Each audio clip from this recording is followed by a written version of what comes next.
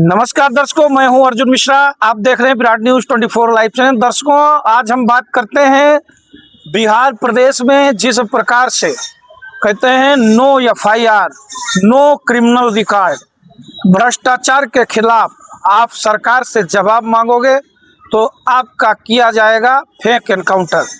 और ये कहना है, ये आरोप है उत्तर प्रदेश जनपद श्रावस्ती जिला अध्यक्ष राम पार्टी के सर्वेश मिश्रा जी का। आपने अभी जनपद श्रावस्ती के जिला अधिकारी को ज्ञापन सौंपा है। कल रात में आपके द्वारा कैंडल मार्च निकाला गया, आपकी टीम के द्वारा। जिस प्रकार से इनका आरोप है कि सवर्णों के प्रति भाजपा का रवैया और भाजपा की सरकार का रवैया इस समय पूरी तरह से सवर्ण के खिलाफ जा रहा है, वो आने वाले समय में भारतीय जनता पार्टी के लिए एक काल साबित होगा। सर्वेश जी, क्या चीजें हैं, किस प्रकरण पर, जैसा कि भरत भूषण तिवारी जी का मामला सभी लोगों ने देखा और जनपद श्रावस्ती में जिस प्रकार से अभी यूजीसी का मुद्दा गर्म था, समझ लीजिए वो थोड़ा उबाल था उस पर, और ये भरत भूषण तिवारी का मामला आया जिसे शहीद भरत तिवारी के नाम से लोग जानने लगे और इस पर बहुत ही बड़ा विवाद शुरू हो गया। सुप्रीम कोर्ट में मैटर पहुंचा है, सुप्रीम कोर्ट ने सुनवाई की है। इधर मुख्यमंत्री को पता नहीं, उनको बताया जाता है कि विक्षिप्त मानसिकता है। तो ऐसे में क्या कहेंगे, कैसे हो रहा है ये सब? देखिए, पूरा घटनाक्रम चाहे आप यूजीसी को ले लीजिए, चाहे 18A SC/ST एक्ट ले लीजिए, और चाहे ये अभी भरत भूषण तिवारी जी का जो हत्या की गई है, ये इनकाउंटर नहीं है, हत्या की गई है। ये सारी चीज़ों को, सारी कड़ियों को अगर जोड़ा जाए तो सवर्ण विरोधी मानसिकता जो तत्कालीन सरकार की है वो स्पष्ट दिख रही है। आप तो वहाँ के लोगों से पूछिए या उनकी प्रोफाइल चेक कीजिए भरत भूषण तिवारी जी की, कहीं से भी उनकी बातों से ये नहीं लगता कि वो असामाजिक तत्व हैं। वो अपने गांव वालों के लिए, उनके न्याय के लिए आवाज़ उठा रहे थे। और जब ये सरकार बहरी और गूंगी है तो निश्चित तौर पर जो क्रांतिकारी दिमाग का आदमी होगा उसको अस्त्र उठाना ही पड़ता है। इससे पहले भी भगत सिंह, चंद्रशेखर आज़ाद जैसों ने ऐसा ही किया था, लेकिन अब तो लग रहा है जैसे वही समय फिर से लौट आया है। खास तौर से सवर्णों के लिए ये सरकार कहीं से कोई भी रियायत नहीं कर रही है। मैं तो कहता हूं कि ये सरकार सवर्ण विरोधी है और साथ ही साथ आपस में लड़ाने का काम करती है। जैसा कि घटनाक्रम हम लोगों ने देखा, भरत तिवारी जी के लिए हम लोग न्याय की मांग कर रहे हैं। हमारे दृष्टिकोण से वो क्रांतिकारी हैं, वो शहीद हैं। वो तो सिस्टम से लड़ाई लड़ रहे थे भ्रष्टाचार के खिलाफ। उनके कई ऑडियो वीडियो आ रहे हैं, वो तो कह रहे थे मैं पक्का भाजपाई था, मैं हिंदू राष्ट्र की मांग कर रहा हूं, लेकिन भ्रष्टाचार अगर करेगा तो उसके खिलाफ मैं खड़ा रहूं। अब आप बताइए, दो चीजें मैं आपसे पूछ रहा हूं, बल्कि बता रहा हूं। अगर कोई, वो कहते हैं कि वो मानसिक विक्षिप्त थे, यदि कोई व्यक्ति मानसिक विक्षिप्त है और उसने सरेंडर किया हुआ है तो सबसे पहले उसका इलाज होना चाहिए जी। इनकाउंटर तो नहीं, कोई इलाज नहीं है। लाइव वीडियो में तो, लाइव वीडियो में हम लोगों ने देखा है कि उन्होंने अपना असलहा फेंका है, इसके बाद उनको मारा गया, उसके बाद का कोई वीडियो नहीं है। अगर वो पागल हैं, विक्षिप्त हैं, तो अस्पताल ले जाना चाहिए। और टेररिस्ट वो है नहीं, क्योंकि ऐसी कोई उनकी हिस्ट्री नहीं है। इसलिए सीधे सीधे ये मानसिकता दिखती है कि यदि तुम प्रश्न पूछोगे सरकार से तो वो तुम्हें सीधे सीधे गोली मारेंगे, इनकाउंटर करेंगे, सीधे ऊपर का रास्ता दिखाएंगे। वो तो कह रहे हैं लोकतंत्र की जैसे कि हत्या सब लोग कह रहे हैं, लेकिन वो कह रहे हैं लोकतंत्र के लिए सब कुछ, चाहे हत्या हो या कुछ भी हो, बराबर है। अरे लोकतंत्र अब रहा ही कहाँ। लोकतंत्र में अभिव्यक्ति की आजादी होती है। यहाँ तो कोई आदमी प्रश्न कर ही नहीं सकता। ये तो तानाशाही है। इसमें तत्कालीन सरकार तानाशाही कर रही है। जो वो चाह रहे हैं, अगर आप वही बोल रहे हैं तब तो ठीक है, और अगर आपने प्रश्न पूछे तो आपकी हत्या निश्चित है। निश्चित है। जैसा कि आपने देखा, सम्राट चौधरी जी जो सीएम हैं वहाँ के, बिहार के, उनका वीडियो वायरल हो रहा है कि मैं सुबह उठा, मैंने वीडियो में देखा, मैं एकदम अचंभित रह गया कि पिस्टल लेकर पुलिस वालों पर तान रहा है। तो मैंने डीजी साहब से बात किया, डीजीपी साहब ने कहा वो मानसिक विक्षिप्त है और उसको इलाज के लिए भेज दिया गया। तो इस पर आप क्या कहेंगे? और उधर भरत तिवारी का जो है, नहीं, मैं तो इस पे ये कहूंगा कि वो बिल्कुल नाकारा आदमी है। एक चीफ मिनिस्टर, अपने प्रदेश का मुखिया, उसको पता ही नहीं कि संसार में हो क्या रहा है। उनको गलत जानकारी दी उनको गई, गलत जानकारी दी जा रही है। इसके बाद उनको कोई चीज पता ही नहीं है। अगले को गोली मार दी जा रही है, उनको कोई सूचना ही नहीं है। अरे उनको तो नैतिकता के आधार पर त्याग पत्र दे देना चाहिए। और सुनने में तो आया है कि कई मुकदमे उन पे हैं, उनकी अपना आपराधिक इतिहास है। अरे इनकाउंटर तो इनका होना चाहिए। एक साधारण आदमी का, एक साधारण व्यक्ति जो अपनी बात लोगों के सामने रख रहा है, उसका इनकाउंटर करवा रहे हैं।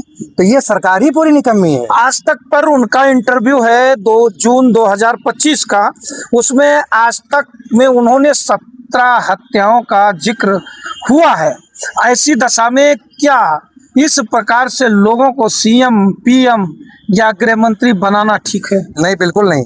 जिनका आपराधिक इतिहास है, जिनका पहले से ये ज्ञात है कि आपराधिक कार्यों में लिप्त रहे हैं, उनको ऐसे सम्मानित पदों पे नहीं होना चाहिए, क्योंकि मानवता उनके दिमाग में रही नहीं जाती है। क्या संविधान इसकी इजाजत देता नहीं, है? बिल्कुल नहीं देता। ये तो हम लोगों को छोटे में पढ़ाया जाता था कि वो कहते हैं कि वो मानसिक दिवालिया न हो, अपराधी न हो, और तमाम ऐसी चीजें थी। वो सारी चीजें आप लोगों में है। वो क्रिमिनल है, उनकी हिस्ट्री है, इसके बावजूद वो विधायक बनाए जाते हैं, वो सांसद बनाए जाते हैं, वो मुख्यमंत्री बनाए जाते हैं। देश का बंटाढार करने में ये सरकार लगी हुई है, पूरी तरह तानाशाही। क्या कहना चाहेंगे आखिरी में भरत भूषण तिवारी के लिए, जैसा कि उन्होंने क्रांतिकारी कदम उठाया, वहाँ के ग्रामीणों ने कहा कि अब हमारी आवाज सुनने वाला कोई नहीं है? सबसे पहले मैं स्वर्गीय भरत भूषण तिवारी जी को श्रद्धांजलि अर्पित करता हूँ। और अगर कहीं वो स्वर्ग में होंगे तो ये पूरा सवर्ण समाज उनको बताना चाहता है कि चिंगारी तो लग चुकी है, आप भली नहीं रहेंगे, या आप नहीं हैं, लेकिन जो चिंगारी लगा दी आपने, अब इस सरकार की नींव हिल जाएगी। अत्याचार, अन्याय अब नहीं हो पाएगा। बस आप जहां भी हैं, भगवान की कृपा आप पे बनी रहे, और बाकी की लड़ाई सवर्ण समाज देख लेगा। क्यों सवर्ण समाज देख लेगा बाकी की लड़ाई? जी बिल्कुल। कैसे देखेंगे आप? और हम लोग जैसे अन्याय हो रहे हैं समाज में, उस अन्याय के लिए हम लोग खड़े होंगे और अपनी लड़ाई लड़ी जाएगी। लड़ी जाएगी। क्यों चाचा, अपनी लड़ाई लड़ेंगे? बिल्कुल बिल्कुल, अन्याय के खिलाफ सब लोग तैयार हैं और हम लोग लड़ाई लड़ेंगे। ये जो आरोप भाजपा के लोग कह रहे हैं हमारे ऊपर, एक षड्यंत्र के तहत आरोप लगाया जाता है, हम ऐसे विरोधी नहीं है। बिल्कुल विरोधी है। विरोधी नहीं होते तो SC ST आया, इसके बाद UGC की क्या जरूरत थी? UGC की कौन सी जरूरत थी? UGC से दिक्कतें ज्यादा आएंगी, बहुत ज्यादा। भरत भूषण तिवारी जी को लेकर क्या कहेंगे आप? भरत भूषण तिवारी तो क्रांतिकारी थे, उनके ऊपर कोई रिकॉर्ड नहीं है, कोई मुकदमा नहीं है, कोई FIR नहीं है। निर्दोष की हत्या की गई। निर्दोष की हत्या। जी बिल्कुल। अध्यक्ष जी, लास्ट में हम ये जानना चाहेंगे कि जैसा कि आप राम पार्टी के अध्यक्ष हैं, आपके राष्ट्रीय अध्यक्ष, और आपके लोगों का क्या प्लानिंग है उत्तर प्रदेश में? उत्तर प्रदेश में अभी तो फिलहाल हम लोग भरत भूषण तिवारी जी के लिए संघर्ष कर रहे हैं, उनके परिवार को न्याय दिलाने के लिए संघर्ष कर रहे हैं। आगे आने वाले समय में चूंकि सरकार को, इस सत्ता को जड़ से उखाड़ फेंकना है, इसलिए हर विधानसभा पे हम लोग अपना प्रत्याशी उतारेंगे और लड़ाई जमीनी स्तर से लड़ी जाएगी इस सत्ता को हटाने के लिए। जी, सत्ता को हटाने के लिए तो जैसा कि आपने देखा कि जिला अध्यक्ष हैं राम पार्टी के सर्वेश मिश्रा जी, और बेहतर तरीके से इन्होंने, जिस प्रकार से आप देख रहे हैं विजुअल, जो कल शाम को इन्होंने श्रद्धांजलि दी, कैंडल मार्च निकाला, आज जनपद श्रावस्ती के जिला अधिकारी महोदय को ज्ञापन दिया। और जैसा कि कहा जाता है कि संविधान भी इजाज़त नहीं देता है एनकाउंटर का, यहाँ तक सुप्रीम कोर्ट ने भी कहा है जब बहुत ही ज़्यादा डेंजर जोन हो तो ऐसी स्थिति में हाफ एनकाउंटर किया जा सकता है। लेकिन सवाल बड़ा है कि बिहार में जो एनकाउंटर किया गया Ara district Bhojpur Shahpur police station के द्वारा, वहाँ पर जब जो है भरत भूषण तिवारी जी ने अपना पिस्टल फेंक दिया, इसके बाद एनकाउंटर किया गया। यहाँ तक संविधान कहता है कि अगर वो बीमार है उसका इलाज कराया जाए, अगर दोषी है तब उसको दंडित किया जाए। यहाँ तो बिहार में ऐसा कानून आ गया कि no FIR, no police record, और सीधा आपका एनकाउंटर, यानी सवाल पर नो जो है जवाब आपको मिलेगा, सीधा आपका हत्या और एनकाउंटर होगा।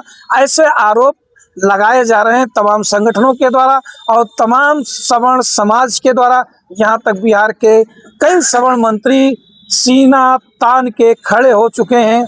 यहाँ तक तमाम लोग भरत भूषण तिवारी की मदद के लिए खड़े हैं। लेकिन मैं समाज से भी पूछना चाहता हूं कि जब भरत भूषण तिवारी इन चीज़ों की आवाज़ उठा रहे थे तब वो समाज उनकी मदद के लिए उस समय नहीं खड़ा हुआ, नहीं आज की स्थिति कुछ दूसरी होती। और ये भ्रष्टाचारी ऐसे ही लिप्त रहते हैं, ऐसे ही लोगों के खिलाफ षड्यंत्र रचते हैं और षड्यंत्र रच के फंसाने का काम करते हैं। तो ये जैसा कि आप सर्वेश जी कह रहे हैं कि ये चिंगारी लग चुकी है, जैसा कि आज़ादी की लड़ाई मंगल पांडे ने उठाई थी, आज ये भ्रष्टाचार और इस सिस्टम के खिलाफ आवाज़ भरत भूषण तिवारी ने उठाया है।